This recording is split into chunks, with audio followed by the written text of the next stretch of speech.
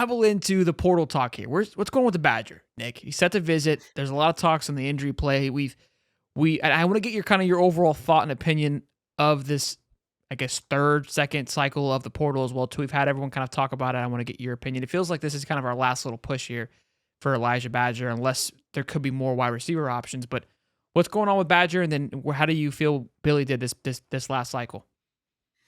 Yeah, I read a really interesting article. I think it was Football Scoop, and they were talking about the portal and the NIL. And one of the quotes was, "There's less talent in the spring portal, but the money's better for the players that go into the portal." Mm, Um, and it's interesting because I, I really went hard, I think, on the coaching staff last cycle in the spring because I didn't think they really attacked that spring portal hard enough. And from talking to Billy, I think I can finally say it because he said it on record, but he had told us off the record, we just don't think there's a lot of talent in that second portal, and there's more, I guess, there's more damaged goods. It's you're probably buying those dented cans more so in the spring than you are in the winter portal. That being said, I think if he's healthy, which is becoming a question mark, how is his back? Elijah Badger is a guy who, in my mind, that's the exact type of receiver that I wanted to see Florida at least go after, if not sign. I think the receiver room right now, obviously Trey Wilson's going to be a starter, and then you've got Khalil Jackson and DK next to him. So it's like that's okay. Those guys are fine. They're not bad receivers, but do they keep defensive coordinators up worrying about them? Or do you just spend your entire time, hey, how do we take Eugene Wilson out of the game? sure. And if this other guy can beat me, sure, fine. And I go back to the 2020 season. Kyle Pitts and Kadarius Toney were so good. And then Pitts gets the concussion against Georgia. And now the defense is like, okay, well, we don't have to pick which one we want to take out of the game. We just focus on KT. And it became easier to stop Florida and defend Florida. So I wanted Florida to get to a place where they could get somebody else in the receiver room where you have to at least worry about them or spend some time on them. And I think Badger could be that kind of player if he's healthy. And Florida is big on character guys, and I'm sure they're going to be doing a background check. And is he a high character guy? So to me, on the field, the answer is yes. Okay. I don't have all the answers off the field, but getting him on campus, that's the first stop, or how you start, and then you got to figure out some roster management because you're at 85 right now. So you kind of dropped a lot of nuggets there that I want to kind of nibble on here for a moment. So, which I love. So you mentioned something about a character guy, and somebody even said that, Napier and the guys, it seem to kind of attack things, a certain way, and you can kind of tell the way, especially for the recruiting class. We'll see guys come, and then all of a sudden, recently here with Peyton Joseph situation, decommits kind of out of the blue, and there's rumors, and we're not going to get into it because I'm not here to try to bash or trash anybody, but there's rumors of like, yeah, he had issues at a school, things like that, and it's almost like there's a zero tolerance of like, if you're already having issues, I have zero. I don't care how great you are, this isn't going to work. And so you're saying like do it a background check, and sometimes we see Billy and these guys kind of miss out on it. We hear that it's grades or it's this, but it could be the background check just didn't go through, and it's like you said, we're already dealing with damaged goods as it is. And if I get one tally mark here, it's just not worth it. The guys we've got, I'd rather work with these guys. Is that kind of the consensus that Billy's operating, especially in the portal? Yeah, I think interesting. So like baseball is a little bit different, and Kevin O'Sullivan was always worried about using the transfer portal because it could affect your clubhouse and can Mm, affect your locker room. And I think Billy and his staff hit on a couple guys in their minds last year, and then those guys came in and were terrible in the locker room. One of them was from Texas, and he's back out, was spent a year, and he's gone. And so I think even more so now, you've got a team. Listen, they haven't won a lot of games, but they believe in the message and they believe in the program. Clearly, from listening to Graham Mertz, they believe in it. Do you want like, hey, on the field? Yes. If we could just pick this guy up on Friday, Friday night, and then bring him to the field Saturday, and he's great. Yeah, we take him, but he has to be around the team all the time. And how does sure. he fit? Is he a culture fit, or will he make the culture in the locker room worse? And this See, isn't just Elijah Badger specific, but I think yeah. based on what happened with Florida and some of the guys they got last year who did not fit, that it's definitely on their mind right now as they're going through, the spring portal. Does the name rhyme with Ika and Guzuka? Is that who? Yeah, It's yeah, I just think so. yeah.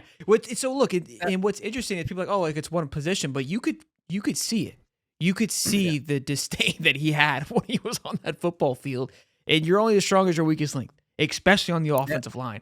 And so a lot of people kind of hated the production of Damian George, which I felt he played out in the incorrect position all year long, which we've learned that now given his rotation headed into this year. I think he's going to have a great year. But I love the fact that he was able to stay because when at times when he did play in that guard position, he looked much better.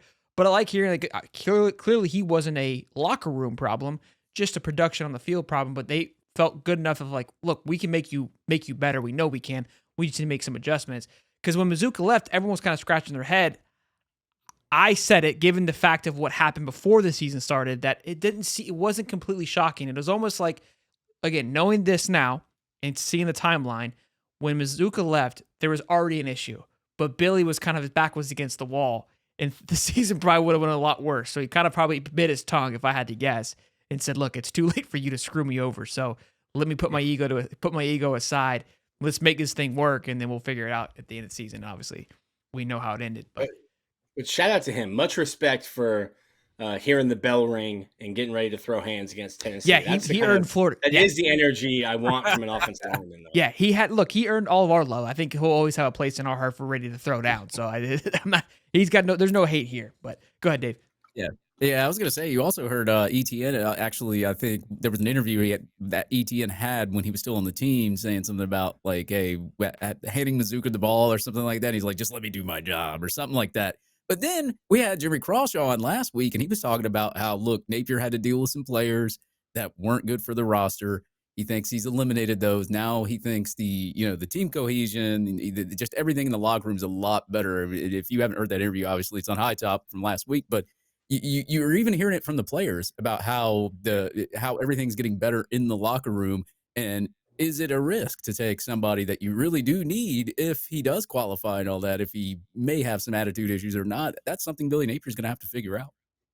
Yeah, that's like it's like the scales of justice. Like how do you measure those things out? I usually use that analogy when I talk about like what is a win-loss record that would be palatable. And it's like, all right, well, if you go 7-5, but the 5 losses are like blowout losses at Texas, Miami, Florida State, Georgia, like that doesn't feel the same as maybe even going 9-3 with like an upset win and some close ones. So like, Yeah. You can definitely lose. So like if you look at the portal, what left, I think really the only 2 guys and that Florida fans were concerned about were probably Princely, but judging by his Twitter mentions, most Florida fans had washed their hands clean of Princely Uwemaielen, and then Trevor. And I don't know that anyone in the locker room was upset when Princely left. Now Trevor's a different story, but I think Trevor is even going to be worse I said this at the time, Trevor Etienne hitting the portal, Georgia regardless, is worse for the perception of the program than it will be for the production of the program. And then I think my guy Jaden Baugh must like me. He must have heard that comment and says, you know what, Nick, I'm going to go out and ball this spring, and people will think that you were right. So much love, appreciation to Jaden Baugh. So, a couple things. The Princely thing, we're in a weird position because we've had Princely on. Like, there's no bad blood with anybody, but there's egos sometimes that don't fit into cultures, into locker rooms, and that's kind of what I was stating. I've even said I don't think Billy would recruit me. My personality probably wouldn't fit with his vibe. No. Like, that's not like a negative shot even towards anybody. It's just the flow, right? Like I talk about it with Jimmy Johnson, how he managed bigger egos, right? And then you've got what's the coach from the Giants that went to the Jaguars? It's slipping me at the moment, but Coughlin ran a much more tight ship, right? Which I kind of similar to what Billy is. So those personalities just wouldn't collide. But Princely was somebody I said, like, when we saw him leave, we didn't hear much about, like, hey, please don't leave. But when Trevor left, there was a ton of conversations and how can we make this work? Let's figure this thing out. But Princely was like, yep, I'm out. And it's like, it never even tried to bring it back. It's like, look, great production.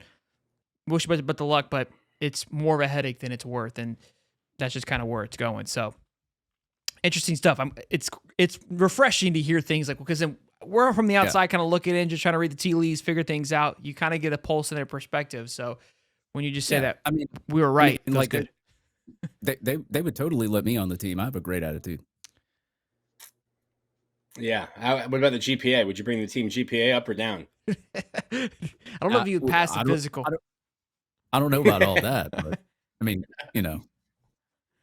I love it. Dave's an athlete student, not student athlete. Yeah, there we go. I just report the news. That's it.